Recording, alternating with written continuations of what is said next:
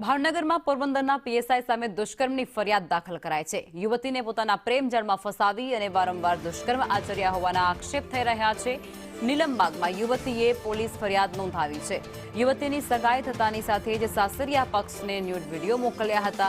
યુવતીના nude video મોકલી અને તેને બદનામ કર્યાના આક્ષેપ પણ યુવતી દ્વારા થઈ રહ્યા છે।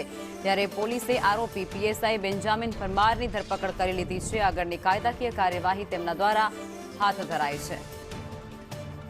સંવાદદાતા મયુર જોડાઈ ચૂક્યા છે વધુ વિગતો આપવા માટે। મયુર, પીએસઆઈ ઉપર દુષ્કર્મની ફરિયાદ નોંધાઈ છે, શું કહેશો?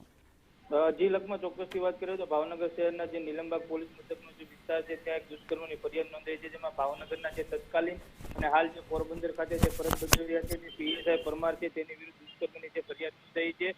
આ પોરબંદરના જે પીએસઆઈ છે તે ભાવનગરની એક યુવતી હતી, તેને પ્રેમજાળમાં ફસાવીને તેની સાથે અવારનવાર અનેક જગ્યાઓ પર દુષ્કર્મ આચરવામાં આવ્યું હતું। આ ઉપરાંત યુવતીની જે અન્ય જગ્યાએ સગાઈ થઈ ગઈ હતી, ત્યાં આ જે પીએસઆઈ હતા તેણે તેમના ભાવિ સાસરિયા પક્ષ વિરુદ્ધ આ જે યુવતી છે તેના ન્યૂડ વિડીયો પણ વાયરલ કરીને બદનામ કરવામાં આવ્યા હતા। ત્યારે આજે પીએસઆઈ બેન્જામિન પરમાર છે તેની સામે યુવતીએ નીલમબાગ પોલીસ મથકમાં છે તે ફરિયાદ નોંધાવી છે।